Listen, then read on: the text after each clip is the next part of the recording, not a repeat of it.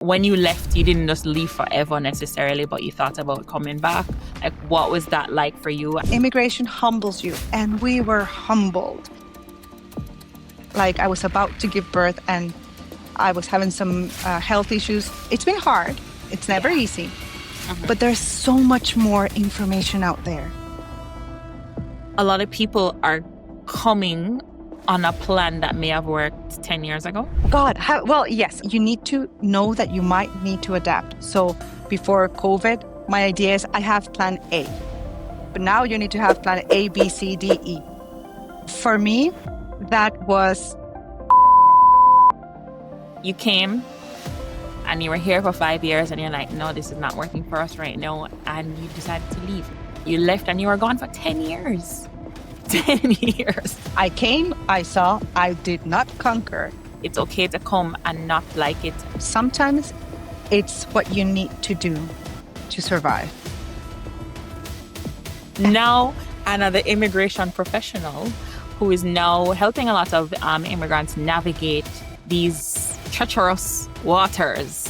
If we could share some wisdom with some people right now who are putting maybe all the eggs in the express entry basket. First of all, please do not put all your eggs in one basket. It's not the wisest idea. It's not the safest idea right now. You would have to basically have a very strong profile to be able to do that. And by strong profile right now, I basically mean... If you find value after watching this video, please hit the like button and consider subscribing to this channel. Hello, and welcome to Our Immigration Stories as told by Canadian immigrants. This show is all about sharing the real, the raw, and inspiring journeys of immigrants who have made Canada their home, even the ones who may be left. I know, I am going to read a comment that you made on one of my posts on LinkedIn saying, I would have loved to have access to something like this 20-something years ago when I first came to Canada. Maybe I would not have given up and returned to Mexico. And that really stood out to me. And of course, we are now talking about it. So I want to talk about your context of coming to Canada and deciding, no, not for me, and heading back to Mexico. Welcome to the podcast. Thank you so much for having me. Thank you, Christina.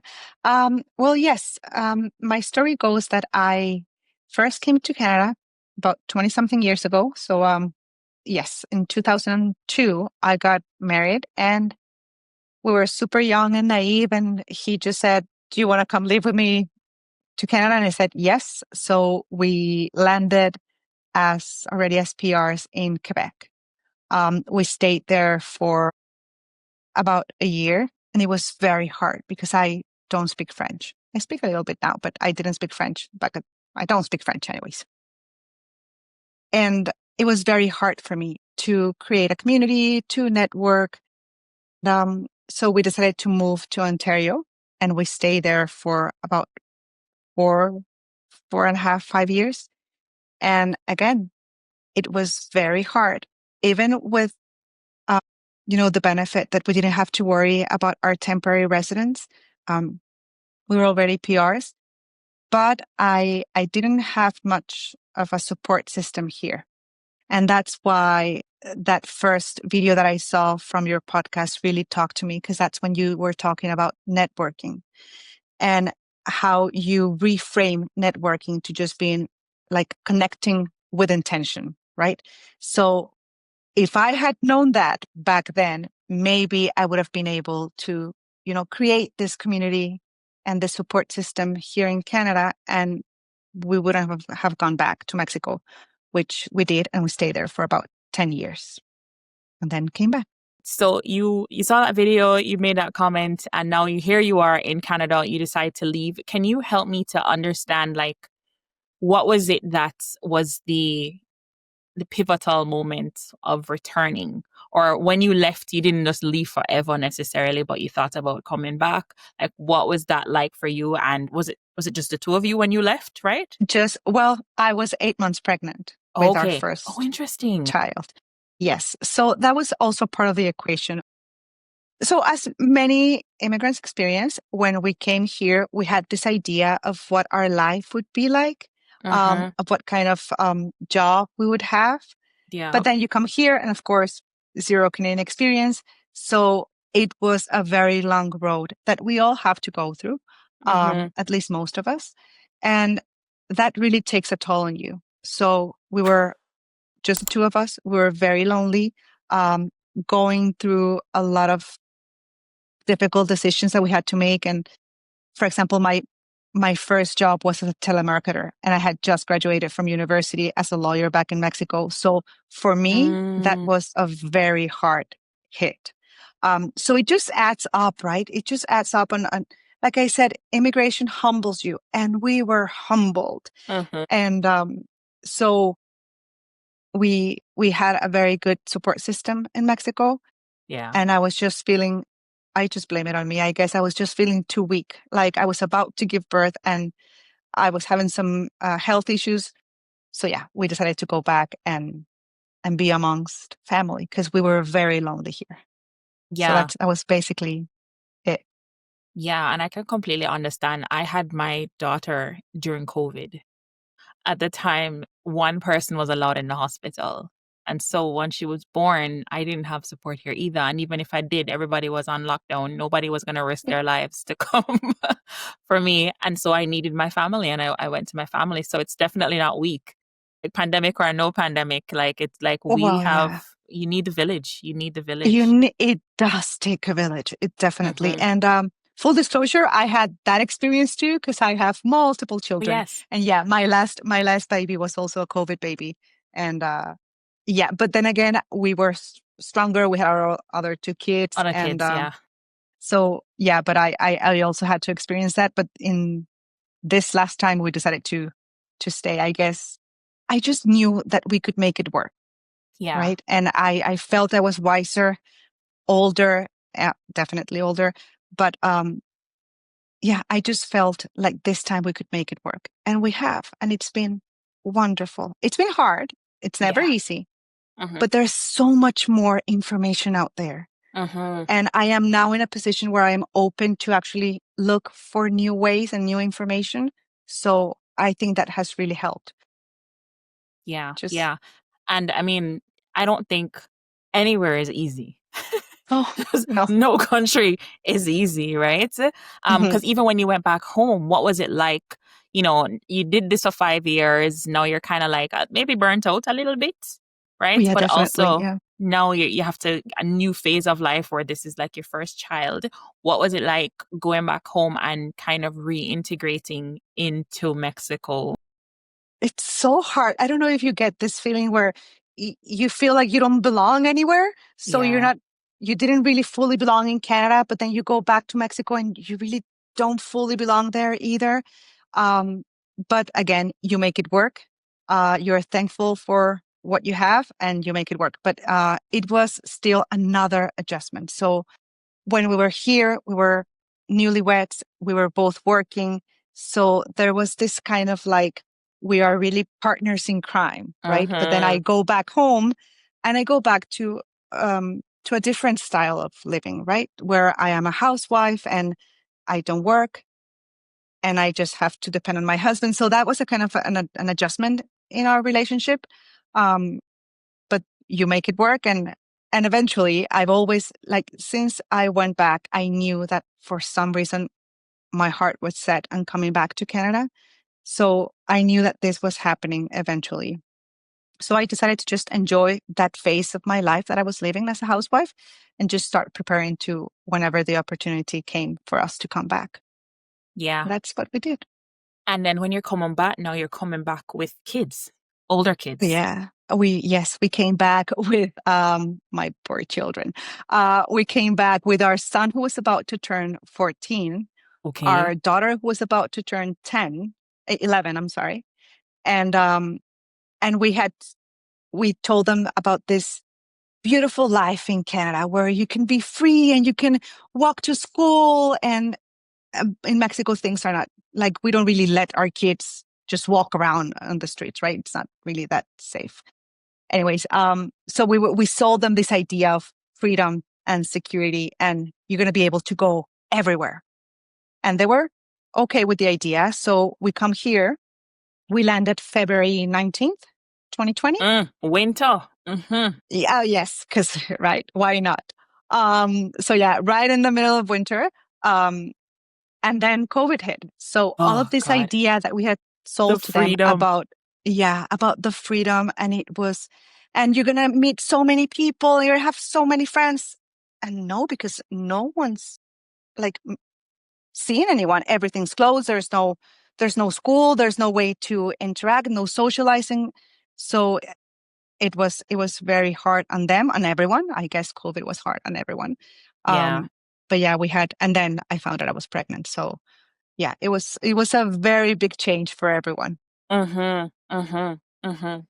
And so there's a post that you made that what I would have done or what I would never do again as a Hmm. newly arrived immigrant. So I kind of want to talk to those points. Like there's this question I ask, and I will ask you at the end, but maybe these questions or these answers might answer that question is like the things we wish we knew before we came. So that, because hindsight is always 2020. So but your thing is kind of reverse, the things I would never do again as a newly arrived immigrant. And so I want to go down the list, right? To kind Please, of yeah. to kind of like I guess expound on those things for the people who are already here, for the people who are on their way here. I think experience other people's experience is the best and probably least expensive teacher. Definitely least Because traumatic, at you paid least. the price. I learned from it, no problem. Right? So you came back in, so this is when you came back in 2020. And then, of course, you came back with a lot more wisdom under your belt, like you said, and probably a little bit more community. Like, did you know people the second time around when you were? Not in Calgary. Nope. Oh, We still made that kind of like the same mistake, but well, we had one acquaintance. But then again, you came back and there was no interaction with anyone. So yeah, we were still alone. But we did come back with like a plan, like what we were going to be doing job wise. yeah. But then again, you need to adapt, which is I guess one of the things that I mentioned in that post, where you come here with a plan and everything's set up and you think you've got everything covered, and then COVID hits. Uh-huh. So our plan had to be revised significantly. Yeah, Um, so yeah, I guess that's one of the things, that know that you need to adapt. yeah, yeah. And that's something that I didn't have the first time. I thought that my idea of what my life would be like, Hmm. that's what I have to really fight for. When at least now I know that you need to be flexible, you need to adapt, and you need to move with the flow without losing sight of your big goals. But there's no use in fighting things that you cannot control. Yeah, So, yeah. And I'm inclined to say the first time you came, there was less adapting to do, kind of, because you were younger, a younger professional, right? Because when you first time you came would have been 15 years before you came back, right? So this is like now you're 15 years older, which is like mhm. I feel like the like as the longer you stay in one place and move to another, the harder it is to adapt. So that's great. So you covered that point. And then one of the points you have is take it day by day, which is I think a pill that a lot of people who are right now in immigration struggle could use. I know, and sometimes I feel so bad just for saying that, because it's easy for you to say it like, oh, just take it one day at a time. But not when you have like deadlines coming up. Like my work permit is about to expire. I can't just think about today. I need to think about what's going to happen, what I need to reapply and stuff like that. So I understand that it's not the same when you have the safety of your status not being temporary. So I understand that. But other than that, I guess it comes back to just focusing on what you can control. So if you can't control what's going to happen tomorrow, control the way you react to what's happening today. So, and it's just kind of wisdom of growing up, I guess. I know. Um, Now I have all the theory in my head, but I wake up at 3 a.m. trying to control what's going to happen tomorrow in everyone's life. So it's easier said than done, but I do try to practice it more than I did 15 years ago, right? Exactly. Yeah. Yeah. And I think that's the lesson. It's like, okay, even though you can't, like, we're human at the end of the day, we're not robots, not yet, anyway. Oh, scary. um, yeah, like just even telling ourselves that can help in a moment, in that moment. And then have a plan. I think that this is such a key thing. Of course, have a plan, but be prepared to adapt is the thing. Yeah. Because, but I think that even now, and you can talk as an immigration professional in RCIC, is um, a lot of people are coming on a plan that may have worked 10 years ago. Oh, or that worked for my brother or my friend, or yes. Right? So let's talk about the have a plan wisdom. God, well, yes, it comes again to yes, you need to have a plan. You need to know what you're doing. But even more today, things are changing every day. So again, you cannot control what IRCC is going to do. But what you can do is be informed and have that big picture, that plan as a big picture. And you need to know that you might need to adapt. So maybe before COVID, my idea is I have plan A, but now you need to have plan A, B, C, D, E, and be willing to take, the steps that you need to change your plans. But yeah, and especially in today's immigration environment, you do need to be informed, be updated onto the regarding the recent changes, and have more than one plan in sight. Definitely. Yeah. And I think it kind of came in order, in perfect order, almost like have a plan, then be ready to adapt. And the next thing now is in having the plan and adapting, like to be ready to step out of your comfort zone. Where another pill that I think that I would like to give them several pills, because it's like, I feel like, it's easy to want to come to Toronto or be in the same city as family, but maybe the immigration soil is just not fertile in Toronto, just maybe, Maybe. but maybe in a more rural part of Canada, but like being able to step out of the comfort zone. You moved once, you could do it again, But yeah, talk Why about not? that wisdom that you gained from your journey. So for me, that was networking and, and volunteering and just being out there. Just be like when you mentioned, because I really love that episode when you mentioned like you were just at, I think it was a church event, right? And you just talk to someone who's there. Just be nice. Just be open. Even if it doesn't come naturally to you, just try to establish a conversation with someone else. That for me is hard. It's something that I need to work on constantly. And that's an essential part. That's how you create communities here. So that is one part.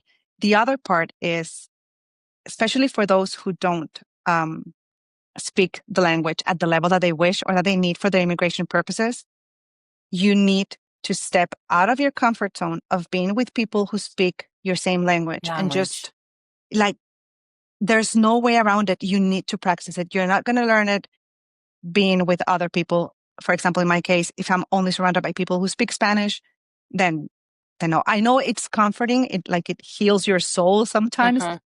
But no, you're not here to stay the same. You're here to change and to evolve and to create a new community. So not really like integrate into the community. You don't need to change like who you are as a person, but you do need to open up your horizons, open up your mind, and create a new community.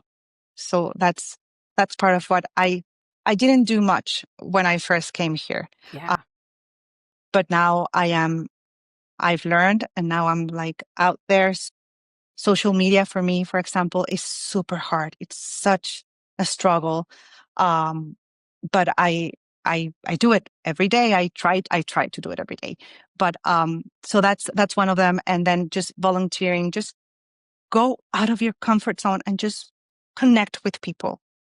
I think that's pretty much like the best advice you can give to immigrants. Connect with people. And speaking of which, so you speak about like, well, social media only like it, or you try to do it, but here we are.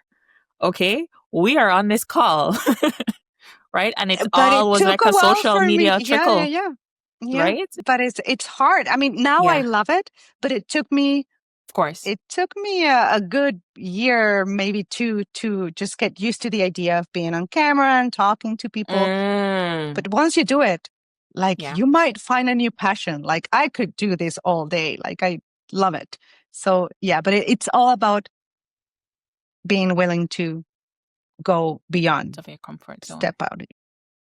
Yeah, great idea. And here's an example, guys. Here's a prime example of doing that for both of us, right? People think that I'm an extrovert, I'm an ambivert. So there are times when I'm out, there's times when I'm in, right? It depends on the day. Um, but yeah, amazing. And then you have another point, look outward. Um, I think is so you're talking about volunteering changed everything for you. You don't need to have a big platform, but yeah, talk a little bit about that and even like the your volunteer experience at your kids' school, community center and such like that. Yeah. Well, and that's something that I just like really started working towards at the beginning of this year. I just decided that this year is going to be the year of service for me. So Mm, it took me a while to just like look for opportunities because it's not always easy. Not everyone's willing to just let you volunteer anywhere, right? There's uh-huh, steps that you need to take. And um, again, you need to connect with people. But while I was not able to find like the kind of volunteer opportunities that I have right now at the beginning, so you start small, right? So you uh-huh. volunteer at your kids' school. That means whatever they need, right? But you're there, you're meeting their teachers and Yeah. other parents and just be out there. Because, and here's another thing that I learned recently. Um, you know how they always say that if you help people, you're really helping yourself. But it was just until I started working in immigration that I honestly felt like the joy of being of Mm, service. Like mm, when I realized that what I did that day made a difference in someone else's life, it just opened a whole new like area for me. It was just, it was really nice. So I now found out that when you are at your lowest or your saddest, if you look outward and you look for mhm. someone to help, you're really helping yourself because you are, and there's a lot of explanations, right? Like you stop thinking about focusing on what you are lacking and Mhm. focus on helping other people. But just that exercise, Yeah. yeah, it makes all the difference. So that's what I've been really focusing on at this year and mostly at the later part of this year. Um, so yeah, either soccer club, I volunteer as much as I can. The school, it's a bit harder because it's usually during working During the hours. day, yeah. But yeah, so that's a bit harder. But just any community Mhm. event at the library and whatever you can find, you just need to, in my opinion, it just fills your heart, Yeah. and you need to, and it creates a community again. So you're Yes. really helping yourself by helping Mhm. others, and it can Mhm. be anything.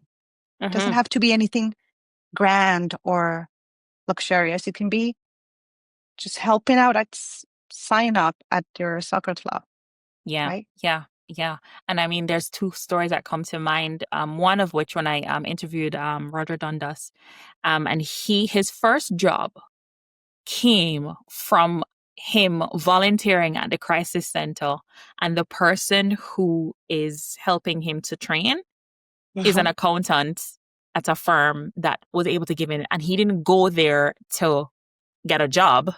You never know what's going to You happen, but never you need to know. be out there. You never know what opportunities are going to come to you, but no one's going to come knock at your door while you're inside just Exactly. crying. Like, no, you need to get out there Yeah. and Yeah. Yep. opportunities will find you. Yes. Yes. Yes. Do it, guys. Do it. There is an event coming up, but because I don't know when people are watching this, if you're in my school community and you're watching this, there's an event coming up they're asking for volunteers. It's a women's event, you know, just saying. And again, there's so much information out there. And So I much. try to share as much as I can about events, either community events here in my little town or any other online event that I see from LinkedIn. So there's a lot of people wanting to provide that opportunity to connect with others. Yes. So do it. Yes. Do Look it. for opportunities and just show up. And this can even be online. I personally, I prefer in person. in-person events, but even online, I think it's, whatever it is that you can do to connect with others. Exactly. Just do it, guys. Sideways, up, down, mentor, all of that stuff. Just do it. And then stop worrying about what people think. Now, this, you can expound on this for sure. I know that for many people right now who may have to explore the idea of going home, part of the mental struggle that they're having is, what are people in my community who thought I was going to foreign to live this lavish life gonna think if I come back? I failed. Yeah. Yes. Yeah. And you said stop worrying about what other people think, right? So you can expound and share your wisdom from your journey. That's exactly what happened to me too. I came back. It took me a while to like own my own decision and say, yes, Yeah. I have the freedom to go see what life is like. And if I don't like it, I can come back and still feel like tall and proud. But Yeah. it didn't really happen for me Oh, that way. yeah. I felt, you felt judged, Defeated. like you failed, right? Like you communicated this grand plan that you had, and it turns out that it didn't work out that way. But so that's something that you need to let go of. It took me a while to understand that. And it's also the same for when you have to explain why you come back. Yeah. So immigrating is not for everyone.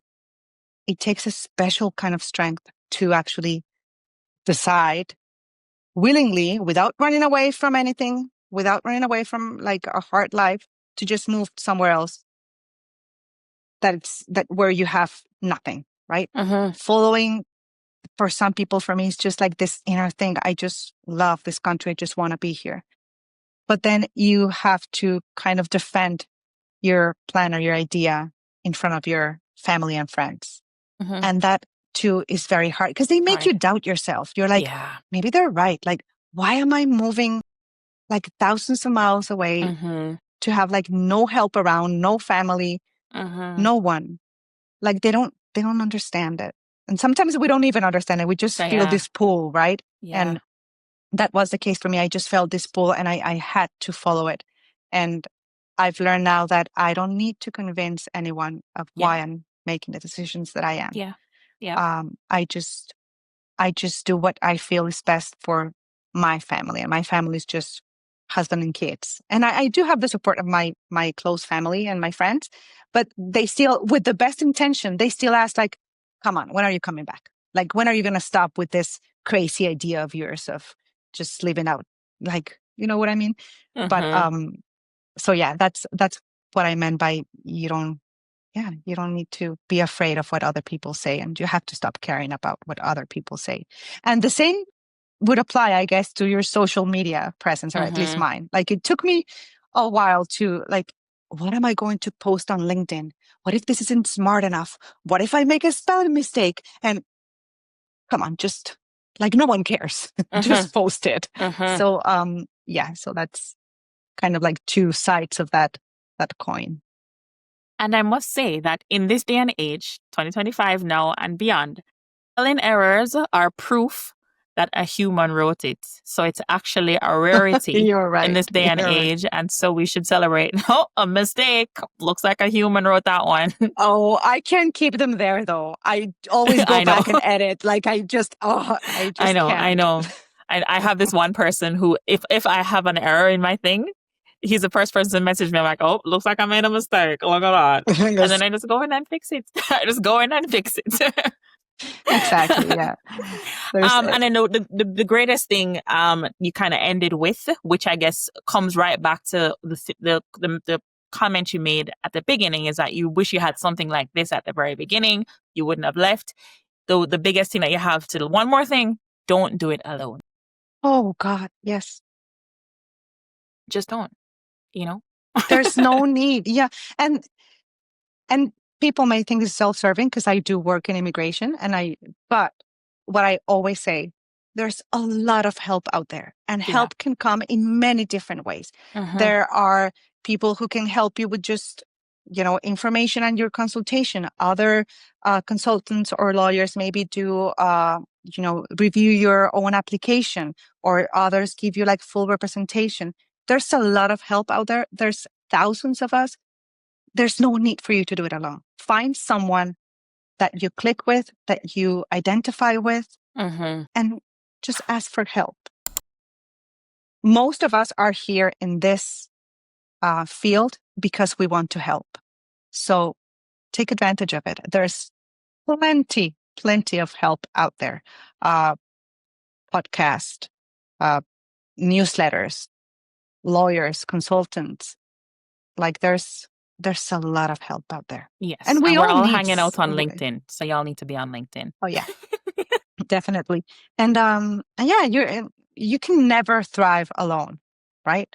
So there's no need to do it alone. There's Mhm. no like price for doing it all by yourself. No. It's still, There isn't. yeah, as long There as isn't. it's the end goal that really matters, right? Exactly. And Exactly. Yeah. so And I that's mean, one point of encouragement for people from your story is that you came and you were here for 5 years and you're like, no, this is not working for us right now. And you decided to leave. No, of course, you are you didn't have the pressure of worrying about immigration necessarily at that point, but you left and you were gone for 10 years. 10 years, years, a right? lifetime, 2 A lifetimes. Yeah. lifetime, right? So 15 years after you decided, then you decided to come back, right? And it's okay, it's possible, it's okay to come and not like it and leave. Like no decision really is a one-way decision. I understand that, of course, when you uproot and you give up your life and you sell your car and your house and all these things, it's a little bit harder. But if anybody can take away a little bit of encouragement and even wisdom from Anna's story, that leaving is not the end of the world. It is not. Sometimes it's what you need to do to survive. Yes. So for me, it was a matter of survival. Like I came, I saw, I did not conquer. And yeah, my husband and I, we were just like broken. Like we just couldn't deal with everything. We were not prepared. We didn't have a support system. Yeah. So yeah, it was a matter of survival. We need to go back, like compose ourselves, surround ourselves with support and help, grow stronger. And you can always find a way to come back. Right. Yeah. So, Yeah. Again, I'm speaking from a place of privilege because I did come back as a citizen, and I had PR, but there are ways, and we had a lot of help along the way. And I'm sure everyone else can still reach their own goals. Understand that sometimes you might need to take some detours, and maybe, especially today, maybe going back might be the fastest way to come back permanently Yeah. in some cases. Yeah. And it's hard because, again, it's like uprooting all of your life, moving back.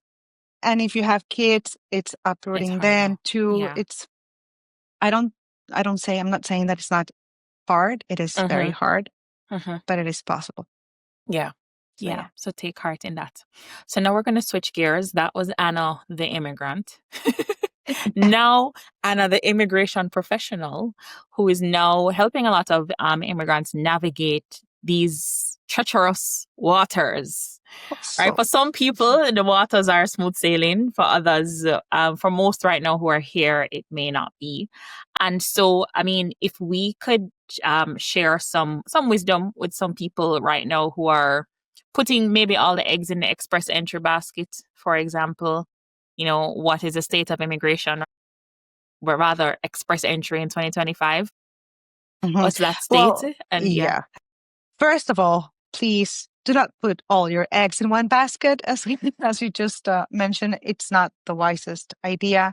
It's not the safest idea right now. You would have to basically have a very strong profile to be able to do that. And by strong profile right now, I basically mean French. I guess that will be it. If you are eligible for the French category and you have a good enough score, CRS score, then sure, go that way.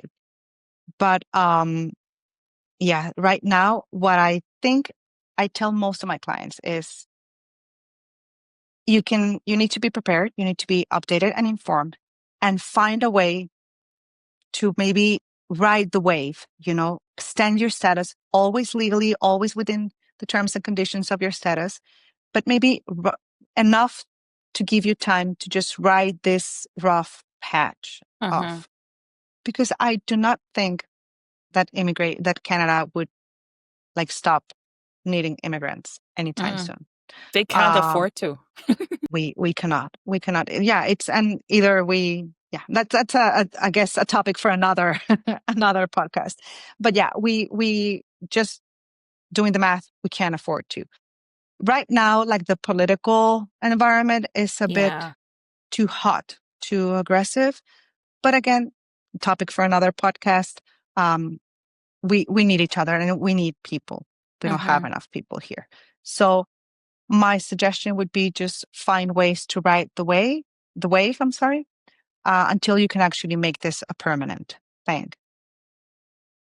With a caveat and an notwithstanding clause, I guess, saying that maybe there's no other way for you to stay here. And this is because I think it's where we're moving towards, right? IRCC just wants people to go back, figure out their stuff back home, and then just come here once they're ready. So that might be also one of the routes that I do have to suggest to some of my clients. Go back, get a year or 2 years of foreign work experience, which will give you, a boost in your Express entry profile. Yeah. So that and French, and basically those are the safest ways right now. Yeah. And all the while, if you do have to go home, or anybody who has already gone home, is maintain the network, right? The people that you're already connected with in Canada, continue, don't separate your lives. No, now you're back there. Now the Canada door is we'll deal with Canada when we get back. You have to dig your well before you're thirsty. Yes, and there was another very good episode of yours. He said that how he was still back home before he came to Canada. I'm sorry. He was connecting with people, and that is I didn't know you could do that. Yep. The internet is magical. It is. So use it wisely. Yes. Connect with people on LinkedIn. Just connect with people. If you can do it while being in your home country, great. Yes. If you're already here and you need to go back, keep those connections alive. Keep it alive, right? And then, of course, when you tune into these episodes, you get connected to my network, right? You meet the people that I know, right? And then when you connect with them, the people that they know, network is magic. You won't hear me. I will not stop talking about it. It's not easy, though. It's not easy. It takes a lot of being brave, but it is amazing. It is. Yeah. It is. You can open a lot of opportunities. Yeah. And even in that episode that you spoke about when I spoke about networking, that episode is dedicated to networking. Darlene Allen, she's a networking queen over in Nova Scotia. Her business is called Networking Naturally. She has a networking course, right? I can link it below, because then you are learning how to do it, right? You don't need to have to figure it out on your own. But also she gave some tips in that episode saying, if it's hard for you, bring a friend if you can, right? But don't just talk to the friend. Bring the friend for comfort. Just divide and conquer and come back together for some comfort. And then come and go. There's tips and tricks to make it a little bit more comfortable. But like you said, what stood out to you in that episode was sometimes because we use the word networking, then we're intimidated, versus we're just going to a barbecue to eat some good food. And, maybe there'll be somebody who, how's the corn? You're just asking, how's the food? Have you ever had jerk chicken before or something? And then you have a conversation, and then somebody, Yeah, that was an aha moment for me when I'm like, oh, you can reframe networking to just talking to people, and that's it. But once you remove that negative connotation that at least I had for the word networking, It's that definitely just there. felt fake. Yeah, like Mm-hmm. so. Mm-hmm. It's just a matter of switching. But again, I did not have that information 20 years ago. Yeah. Maybe That's things fair. would have been different. So Mm-hmm. yeah, Mm-hmm. Of but now the information is out there. Just you need to be willing to listen to it. course. Yes. Go watch, binge watch. There's somebody right now who's binge watching my shows and she's commenting on all of them. I'm like, I need to go give her a trophy. Like, You do. yeah, right. Like, yeah, but there's so much information out there. And like you said, the word networking makes it sound very formal and orchestrated. You know, like, oh, I'm going to this barbecue. Let me see who I can meet. No, I'm going to the Yeah, like barbecue. fake, And like yeah. yeah, no. And I never show up with that. Of course, if I'm going to a networking event, sometimes I go, I don't know what I want out of it. I don't necessarily go with an agenda. I just go because you never know. You just never know, right? You never know who needs to meet you. You never know who you need to meet, right? But I just go, and I'm always like you said, community is important to me, and I think it should be part of It's every essential for immigrant's. Yeah. everyone. Yeah, it's essential. And it takes an effort. You need to make an effort to create your own community, right? So yeah, that's where again, connection with intention, as you Yes. mentioned. There you go. So now I know we went through the things you would never do again. Um, things I would never do again as a newly arrived immigrant. But if I could just pick from all of those things or something separate, one thing, just one thing you wish you knew before coming to Canada, maybe you get two. Well, one thing you wish you knew before coming to Canada the first time. I I just did one, volunteering, the importance of volunteering, because that would have covered so many of the hardships that I had to face when I came here. I would have been able to create a community. Mm-hmm. I would have been able to network like on a professional level. And those are the two things that were the hardest for me because we felt lonely and our our jobs at the time did not match our expectations. Mm-hmm. So volunteer, I think that's the key for Perfect. me, at least. Perfect. Where can people Mhm. find you, Anna, on social? And where can Um, people find you? yes, I'm on LinkedIn as Ana Canseco, and I also have my content on TikTok, but I use my content in Spanish on TikTok in case anyone wants to, Okay. to get some help in Spanish. And yeah, Yes. that's Okay, where you perfect. can find me. Perfect. And any last words of wisdom for our temporary resident population right now, hanging out in Canada, hoping that Express entry score goes to 75 or something magical happens? Yes, don't hold your breath for a 75 CR score first. And second, and this is something that it really like, it's a passion of mine. You don't have to do it alone. There's a lot of help out there. And you don't have to do it with me either. You can find whoever it is that you connect with, someone you Mhm. identify with. Look for help. There's no need in doing it at all. That's like the main message that I want to have out there. Yes. Yes. And that's why we're here. That's why this podcast is happening right now, right? For Yeah, you guys, because we are exactly. citizens, right? It's for you guys. It's for you guys. Perfect. Mhm. Well, thank you so much. You have been an amazing guest. I appreciate Thank you so you. much for the time. This was good. And if you found value after watching this, I want you to smash that like button. But not just that, just beside it, maybe, is the share button, right? Just send it to one more person, one more immigrant that you know that is in the thick of it, or even somebody who is looking at coming to Canada, or somebody who needs content in Spanish, right? On TikTok, right? Share it with one more person. Each one reach one, and a rising tide raises all ships. Thank you so much for watching. Remember to subscribe for more helpful videos like this, and I will see you in the next